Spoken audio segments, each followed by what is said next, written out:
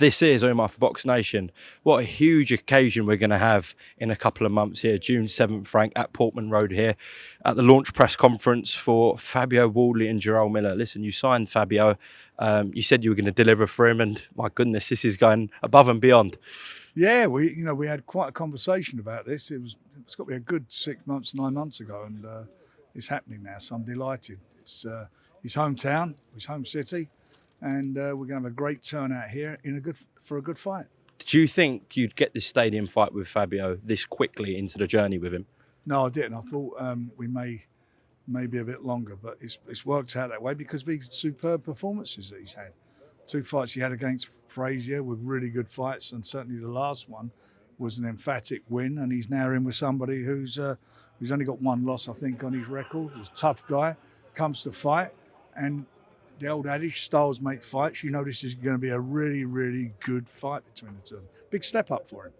Yeah, that's exactly what Jarrell Miller's been saying to me. Too early for Fabio Wardley, this. Well, we'll find out. Daniel Dubois is world champion. He went right to the last round in that fight. So let's say you've got a yardstick there to look at. Well, listen, Daniel at the moment is known as the most devastating heavyweight in the world. As you said, it took the last round for him to stop Jarrell in that. If Fabio can get it done earlier, that sends out a big statement. It does. It's a statement for him. No 2 ways about that. What are you expecting in this fight? Real action from the first bell. But do you expect a Fabio Wardley stoppage? If he catches him, he'll go. He's a big, big puncher. But, he's not coming to make up the numbers, is he, Miller? He's a good fighter himself. He can punch. He's a strong sod. And he took some really good shots, as we see, against Daniel. This would be a good fight. This would be a really keenly fought fight. Because for Miller, he needs this win. He needs to get himself. I keep using this expression every time on the heavyweights, but it's true. The losers, they've slipped down the pecking order, and the winners obviously move on into bigger and better fights. So that's what it'd be. They both know what's at stake here. Frank, I do have to ask, given the history with Jarrell Miller, there's VADA testing for this fight? Yeah, it's in the contract, VADA testing and UCAD testing. Okay, good to hear that. So, with this occasion here, it's going to be a special night. What capacity have you been told by the club that we're expecting for June 7th? Full plus the pitch. Oh, so it might be about 33,000, 34,000. Yeah, I hope so. I believe it will be because it's a big sporting moment for the city, and he's a winner. He's a winner. They'll get behind him. No, you can come in. You're the Magic. You're the man. This has become a great working partnership, hasn't it, Frank? Yeah, we've got a real good thing going here. And because we all want the same thing. We want to deliver the big fights, and Fabio's team are really good people to work with. They've done an excellent job with him, and I like to feel we have as well. And between us, we just want bigger and better things for him. He's a nice guy. He's a good ambassador for boxing, for British boxing. He's very eloquent. He looks the part, and he can fight, which is most important thing. Michael, I was just saying to Frank, obviously a massive part of the conversation when you teamed up with Frank for Fabio would have been Portman Road. Yeah. But even Frank admitted he didn't think he'd deliver it this early for Fabio in his journey. He's gone above and beyond for your guy. Yeah, I think the initial thing was finding someone that believes in the vision, believes in the dream, and understands the potential of Fabio. And speaking to Frank, he got it. He's had many years of experience in taking guys to the top level, and he was the man for us. And as soon as we signed, he got busy, got active, and then made things happen. So it's been a great partnership so far, and we're going to continue until we get to the final destination. Absolutely. Just while I've got you, before I let you go, Magic, I do want to ask one question on Dillian Whyte. I did see a video out on Talk Sport where it said you guys have been contacted about the Hughie Fury fight. Can you respond to that? Listen, absolute rubbish. If I'm being honest. Rubbish in boxing. Yeah, exactly. So you've had 0 letters, 0 texts? Zero. In fact, I've sent them out a letter on the weekend to stop using his name to sell their fight, where we have a very good relationship with Queensbury, and when Dillian's out, we want him on the Queensbury platform. We've had no communication whatsoever with anybody from their organisation. So yeah, I think they're just using his name to try and catapult their show. But you know, we're in big time boxing, and this is where big time boxing is. Certainly is June 7th live on DAZN. If you just give the mic back to Frank. Thank you, mate. Magic. Man. Well, that's been cleared up then. Nothing about Dillian and Hughie Fury's been discussed. He has a contract with us anyway. Yeah. Okay. Frank, just looking back to the weekend, please. Your thoughts, your reflections on the main event, firstly, what we saw in that. I thought it was a close fight. I'm not complaining about the decision. There's no way the judge who gave it, was it 6 rounds he gave it to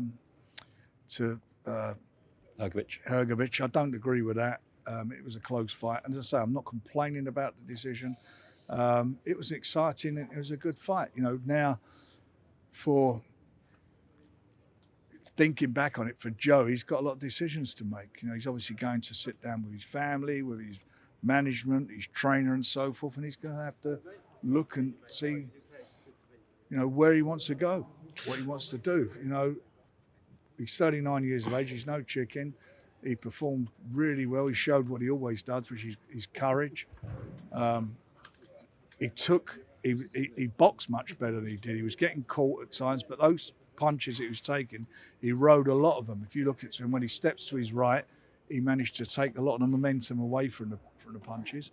But it was what it was, and hopefully now, you know, he'll have some time out and then sit down and reflect on it and come to a decision.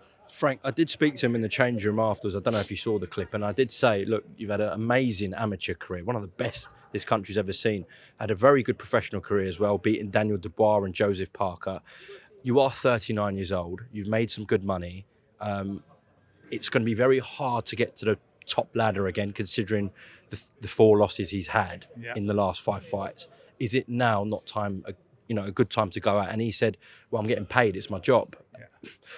But I only said that because the way he fights, he takes so many shots. He can still be competitive in big fights. We saw that on Saturday night. But it's just the style. Look, it's very, you know, for all of us sitting there all out, we all got our decisions, we all watch it, we all got our opinions.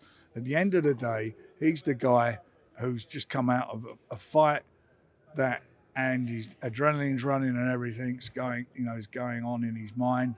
And it's not a good moment for him to do it. He needs to be cool, calm and collected. He needs to watch the fight back and come to a decision. I know what I'm going to be saying to him when I see him, but I'm going to be saying that to him between me and him. It's not for anybody else to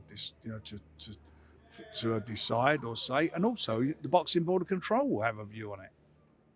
They'll have a view on it as well, yeah? Of course they will. They'll test him, and he was tested quite a bit for his last fight. Yeah, Adam Morley did. I have to say, Adam Morley did say that, and he's brain healthy, which is great to hear. Yeah, the board tested him, and they're correcting. You know, at times I know fighters and people around them say, "Oh, this is, you know, like you're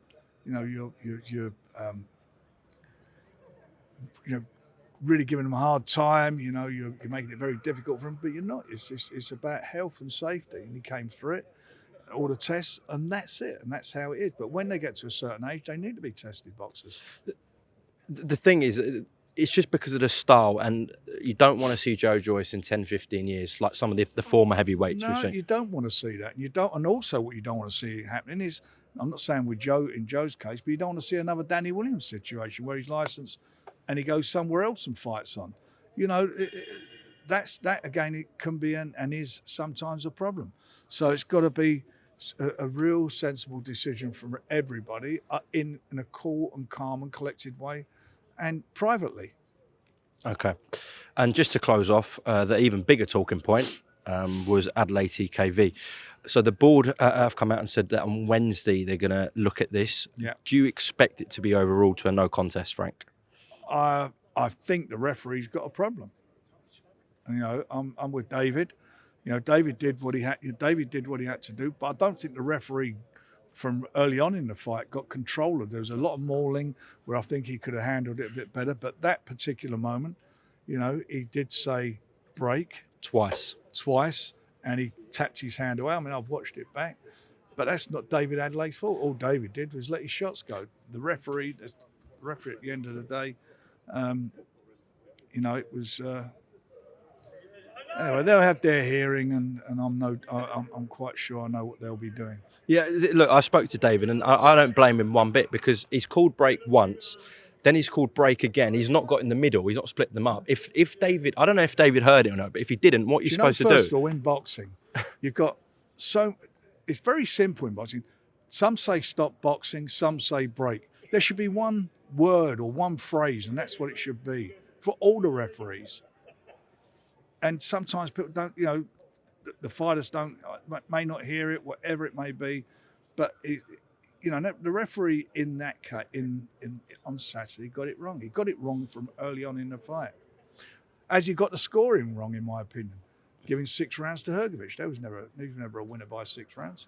What about Jamie's promoter Ben Shalom saying it's the worst thing he's ever seen in a British ring? He says that every time, doesn't he? I mean, he said that in the fight. Was it the fight with Fabio's one? He came out with something about that. He does that every time. It is what it is. You got to listen. We've all got eyeballs. We all see. We can all hear, and you can look it back on TV and you watch it and you see, and that's it. And the Board of Control, will look at it and make a decision on it. And whatever the decision is, David will abide by it. Was there an argument for a disqualification or not, in your opinion? No, I don't think so. I don't think so, because I just don't think the referee got it right. And if he said break, should have got in the middle, split them up. With more authority, and also, if he said, which he did say, break twice, then give the guy a chance to recover, if he could recover. I mean, they were, he's a big puncher, David, as you know. And separate to that incident, I'm not linking it to that incident, but there was multiple times in the fight where there were punches after break was called from both fighters, Jamie especially. I just don't feel it was quite a dirty fight. Yeah, but he needed at one stage to get him to the centre of the ring and tell him the facts of life. He just didn't do it. I don't think he refereed the fight very well. Yeah. And they're big blokes. They're tough fights. It's for a title, especially with all what happened at the press conference. You want somebody in there who's going to be very commanding and deal with it. David said he's more than happy to get this rematch on. It is a big fight. Of course he is. I mean, he's a fighter. Do you look at that regardless of what the board say? Do you look at doing a rematch next? I got to think about that. Let's see what the board say first of all. To be honest, though, it was a pretty poor fight to watch. I told you. I think I've done it in one of the interviews. For 4 or 5 rounds, I thought it was a bit of a maul.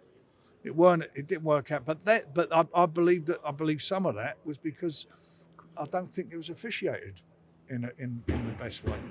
Frank, when I spoke to David at the hotel yesterday as well in Manchester, he did also say that Ben Shalom tried to sign him behind closed doors.